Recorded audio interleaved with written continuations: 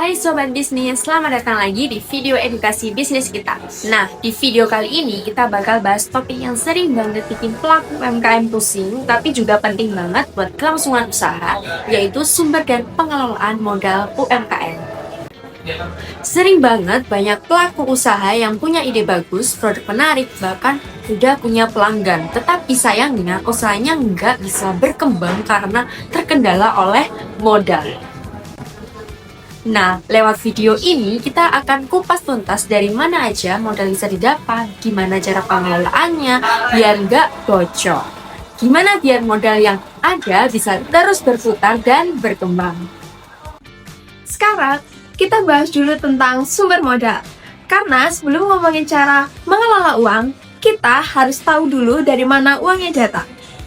Secara umum, sumber modal UMKM itu dibagi menjadi dua, modal internal dan modal eksternal.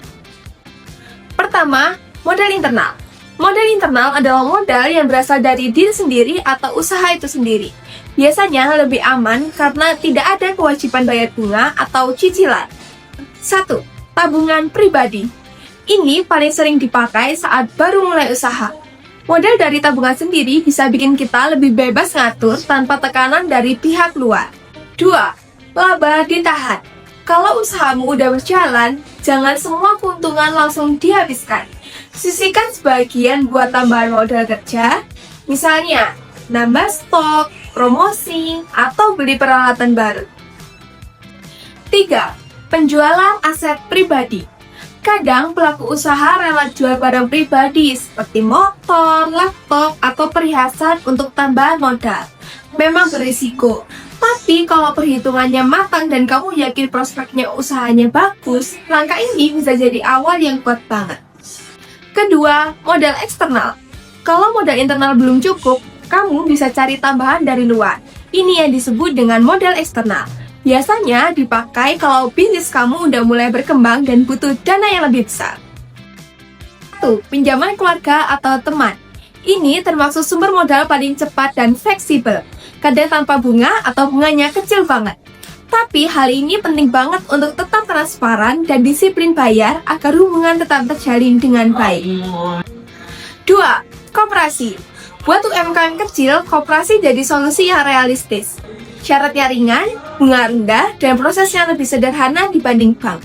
Selain itu, sistem koperasi juga berbasis gotong royong, jadi lebih aman buat usaha kecil yang baru berkembang. Ketiga, bank, KUR, atau kredit usaha rakyat. Ini program dari pemerintah yang dirancang khusus buat bantu UMKM. Bunga pinjamannya rendah dan sekarang prosesnya juga makin cepat serta transparan. 4. Investor atau mitra usaha. Kalau bisnismu punya potensi besar dan kamu pengen tumbuh lebih cepat, coba pertimbangkan kerjasama dengan investor. Tapi ingat, kalau ambil jalan ini, kamu harus siap berbagi keuntungan dan keputusan bisnis. Crowdfunding. Nah, kalau kamu mau cara modern, sekarang ada crowdfunding lewat platform online. Sistemnya, masyarakat bisa patungan bantu danamu. Jadi, kamu bisa dapat modal tanpa harus ke bank. Selain bantu finansial, ini juga bantu promosi karena banyak orang jadi tahu tentang bisnismu. Intinya, jangan terpaku cuma pada satu sumber. Pahami dulu kebutuhan dan kemampuan kamu, baru tentukan sumber modal yang paling aman dan sesuai. Punya modal besar itu bukan jaminan sukses kalau kamu tidak bisa mengelola dengan bijak. Banyak UMKM yang sebenarnya punya potensi bagus, tapi karena modal yang ada tidak digunakan dengan benar. Di bagian ini aku akan bahas cara sederhana tapi penting banget supaya modal usaha kamu bisa tetap aman, efisien, dan produktif. Yang pertama yaitu pisahkan uang pribadi dan uang usaha. Jangan pernah campur uang hasil jualan sama uang belanja pribadi, karena dari sinilah sumber kekacauan keuangan UMKM biasanya muncul. Solusinya gampang, pakai dua rekening terpisah, satu khusus buat usaha, satu lagi buat kebutuhan pribadi. Dengan begitu, kamu bisa tahu jelas berapa uang yang benar-benar muter untuk sebuah bisnis. Untuk yang kedua, yaitu buat rencana penggunaan modal. Jangan asal keluarin uang tanpa perencanaan. Misalnya nih, kamu punya modal 10 juta. Coba rinci dulu penggunaannya. 5 juta untuk stok barang, 2 juta buat promosi, 1 juta untuk alat produksi, dan 1 juta lagi untuk transportasi, dan 1 juta disimpan buat dana darurat. Kalau kamu udah punya rencana kayak gini, pengeluaran jadi lebih terarah dan kamu tahu betul kemana uang kamu pergi. Yang ketiga, yaitu catat setiap transaksi. Setiap pengeluaran dan pemasukan, sekecil apapun harus dicatat. Beli plastik kemasan, bayar parkir, waktu antar pesanan, hal itu semua masuk ke dalam buku kas. Kamu bisa pakai cara manual lewat buku tulis, Excel, atau aplikasi keuangan lainnya. Pencatatan yang rapi bikin kamu mudah lihat posisi keuangan dan kontrol pengeluaran. Oke, yang keempat yaitu utamakan kebutuhan produktif. Pastikan setiap rupiah dari modal kamu dipakai untuk hal yang bisa menghasilkan. Misalnya nih, beli bahan baku, alat kerja, atau buat promosi produk. Jangan dulu tergoda beli dekorasi mahal, upgrade alat yang belum perlu, atau keperluan yang belum mendesak. Ingat, fokusnya adalah menumbuhkan usaha bukan gaya. Yang kelima yaitu siapkan dana darurat usaha. Kondisi usaha nggak selalu stabil, bisa aja harga bahan tiba-tiba naik, alat rusak, atau penjualan menurun. Makanya penting banget punya dana cadangan 5-10% dari keuntungan setiap bulan. Dana ini akan jadi penyelamat kalau ada keadaan darurat. Jadi bisnis kamu tetap jalan nih tanpa harus panik cari pinjaman. Keenam, yaitu evaluasi penggunaan modal setiap bulan. Di akhir bulan, coba cek lagi apakah modal yang kamu pakai benar-benar menghasilkan keuntungan. Kalau belum, cari tahu sebabnya. Mungkin biasa produksi kebanyakan, promosi kurang efektif, atau harga jual belum pas. Dari situ kamu bisa perbaiki strategi untuk bulan berikutnya. Sekarang kita masuk ke tahap yang lebih seru, yaitu gimana sih caranya mengembangkan modal usaha. Gimana sih caranya Karena pengelolaan yang baik bukan cuma soal menjaga uang supaya tidak habis, tapi juga gimana uang itu bisa berputar dan bertumbuh. Banyak pelaku UMKM yang berhenti di tahap asal cukup buat jalanin bisnis, padahal kalau modal dikelola dengan cerdas, usaha bisa naik kelas lebih cepat. Nah, di sini ada beberapa strategi yang bisa kamu terapkan. Yang pertama, reinvestasi keuntungan. Kalau bisnis kamu sudah mulai menghasilkan laba, jangan langsung diambil semuanya untuk keperluan pribadi. Sisihkan sebagian untuk dikembalikan ke bisnis atau istilahnya reinvestasi. Contohnya, kamu bisa pakai untuk menambah stok barang, membeli peralatan baru, memperbaiki tempat usaha, atau bahkan membuka cabang kecil di lokasi lain. Langkah ini sangat penting supaya usaha kamu bisa terus berkembang dari keuntungan sendiri tanpa harus selalu bergantung pada pinjaman luar. Yang kedua, diversifikasi produk dan pasar. Jangan hanya fokus di satu jenis produk atau segmen pasar. Misalnya, kamu jual kopi kemasan. Kamu kembangkan ini produk lain seperti alat seduh kopi atau bahkan membuka kelas singkat tentang cara meracik kopi.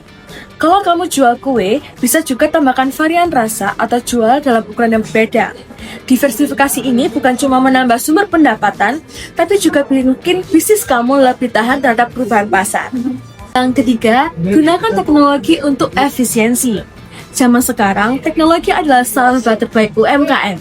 Gunakan aplikasi keuangan untuk mencatat transaksi, media sosial untuk promosi, dan platform digital untuk menjual produk. Kamu juga bisa pakai sistem manajemen stok biar nggak sering kehabisan barang atau beli yang berlebihan. Dengan teknologi ini, biaya operasional juga bisa ditekan dan putaran modal jauh jadi lebih efisien. Yang keempat, bangun kerjasama bisnis. Kembangkan jaringan dan kolaborasi dengan pelaku usaha lainnya.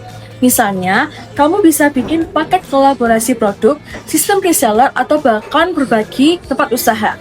Dengan kerjasama seperti ini, kamu juga bisa memperluas jangkauan pasar tanpa perlu menambah modal besar. Selain itu, kerjasama juga bisa membuka peluang ide baru dan saling belajar antar pelaku UMKM.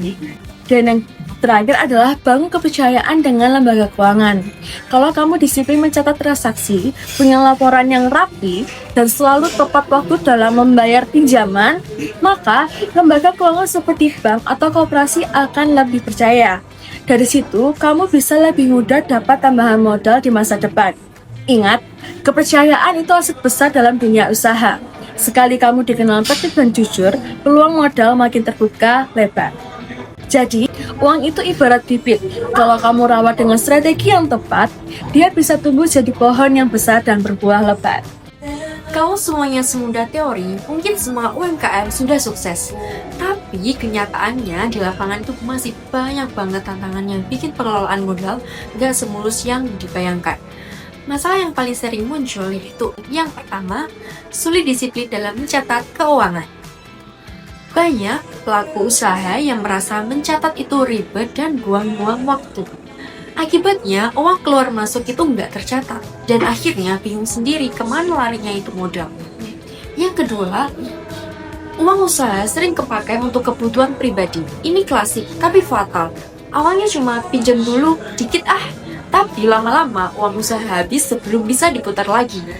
Yang ketiga, modal cepat habis karena salah prioritas. Misalnya, langsung belanja perlengkapan mahal, dekorasi tempat usaha yang berlebihan, atau boros di promosi yang belum tentu efektif.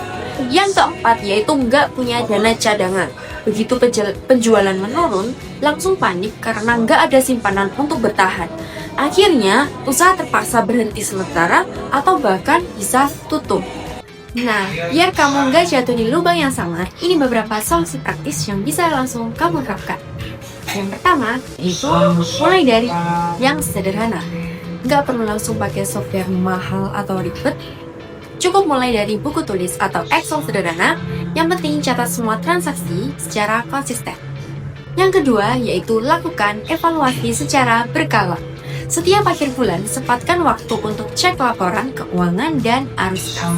Lihat apakah modal yang kamu keluarkan benar-benar menghasilkan keuntungan sesuai dengan target. Dari situ, kamu bisa tahu bagian mana yang perlu untuk diperbaiki.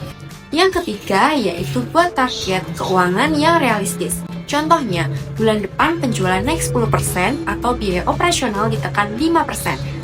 Target seperti ini bukan cuma angka, tetapi panduan agar kamu tetap fokus dan bisa ukur perkembangan bisnis kamu. Yang keempat, yaitu belajar manajemen keuangan. Sekarang banyak banget pelatihan gratis dari pemerintah, dinas koperasi, sampai platform digital seperti SMA atau Kominfo.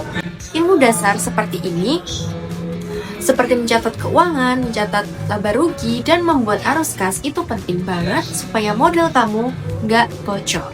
Yang kelima, yaitu bangun disiplin dalam sebuah bisnis, yaitu kunci utama sukses dalam mengelola modal, bukan seberapa besar uang yang kamu punya, tetapi seberapa disiplin dan konsisten kamu dalam mengatur, mencatat, dan mengevaluasi.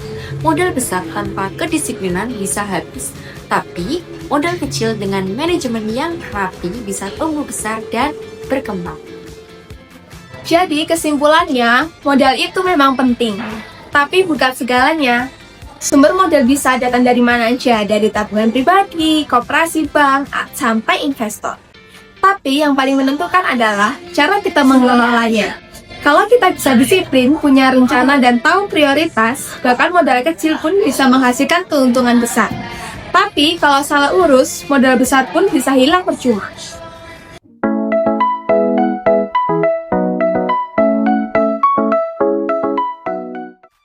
Bener banget.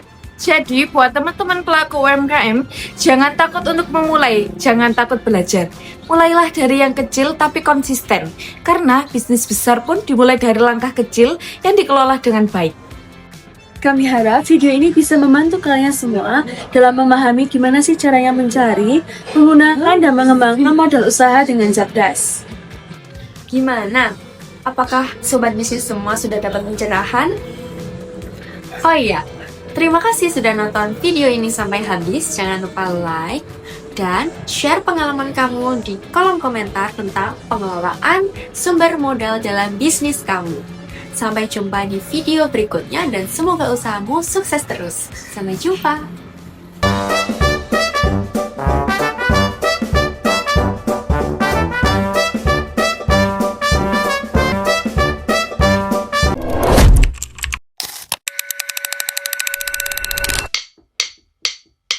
Look in that mirror. Now tell me who's the fairest? Is it you? Is it you? Is it me? Is it me? Say it's us, and I'll agree, baby. Jump in the Cadillac.